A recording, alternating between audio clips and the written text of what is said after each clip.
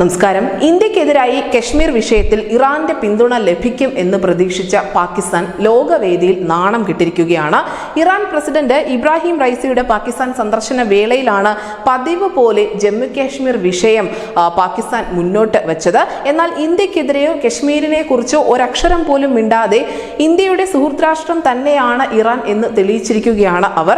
Pakistan president Shahbaz ഷെരീഫുമായുള്ള കൂടിക്കാഴ്ചയ്ക്ക് ശേഷം മാധ്യമങ്ങളോട് നടത്തിയ പ്രസ്താവനയിലാണ് കശ്മീർ വിഷയത്തെക്കുറിച്ചുള്ള ഒരു പരാമർശവും തന്റെ പ്രസ്താവനയിൽ കടന്നു വരാതിരിക്കാൻ ഇറാന്റെ പ്രസിഡന്റ് പ്രത്യേകമായി ശ്രദ്ധിച്ചത്. 3 ദിവസത്തെ ഔദ്യോഗിക സന്ദർശനത്തിനായി ഇറാൻ പ്രസിഡന്റ് ഇബ്രാഹിം റൈസി തിങ്കളാഴ്ചയാണ് പാകിസ്ഥാനിലെത്തിയത്. അതിനുശേഷം സൈനിക മേധാവി ഉൾപ്പെടുന്ന രാജ്യത്തെ മുതിർന്ന നേതൃത്വവുമായി അദ്ദേഹം കൂടിക്കാഴ്ച നടത്തുകയും ചെയ്തു. ഫെബ്രുവരി 8-ാം തീയതി നടന്ന പൊതു തെരഞ്ഞെടുപ്പിന് ശേഷം ആദ്യമായാണ് ഒരു രാഷ്ട്ര തലവൻ പാകിസ്ഥാനിലേക്ക് എത്തുന്നത് എന്നത് വളരെ നിർണായകമായി. നേരത്തെ ഇരു രാജ്യങ്ങളും തമ്മിൽ അതിർത്തി കടന്നുകൊണ്ട് രൂക്ഷമായ ആക്രമണ പ്രത്യാക്രമണങ്ങൾ ഉണ്ടായിട്ടുണ്ടായിരുന്നു.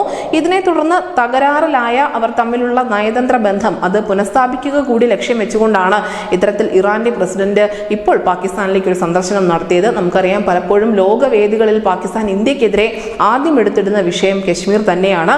ആ കശ്മീർ വിഷയം ഏതൊക്കെ ശ്രദ്ധ നേടുന്ന വേദികളിൽ അവതരിപ്പിക്കാൻ സാധിക്കുമോ അവിടെയൊക്കെ പാകിസ്ഥാൻ അവതരിപ്പിച്ചിട്ടുമുണ്ട്. എന്തായാലും ഇറാന്റെ ഈ സന്ദർശനം തീർച്ചയായും ലോകമാധ്യമങ്ങൾ ചർച്ചയാക്കുമെന്ന് പാകിസ്ഥാൻ അറിയാം. അതുകൊണ്ട് തന്നെയാണ് അവർ കശ്മീർ വിഷയം മുന്നോട്ട് വെച്ചത്. പക്ഷേ ഇറാൻ ആവട്ടെ തന്ത്രപൂർവ്വം ഇന്ത്യയുമായുള്ള സുഹൃത്ത് ബന്ധം നിലനിർത്തുന്നതിന്റെ ഭാഗമായി തന്നെ കശ്മീരിനെ കുറിച്ചുള്ള ഒരു അനാവശ്യ പരാമർശവും തങ്ങളുടെ പ്രസ്താവനയിൽ കടന്നുകൂടാതിരിക്കാൻ പ്രത്യേകമായി ശ്രദ്ധിച്ചിരുന്നു. നിലവിൽ എന്തായാലും പാകിസ്ഥാന്റെ ഈ ഒരു പരാജയപ്പെട്ട ദൗത്യത്തെക്കുറിച്ച് തന്നെയാണ് ലോകമാധ്യമങ്ങൾ ഒന്നടങ്കം ചർച്ച ചെയ്യുന്നത്. News desk news India Malayalam.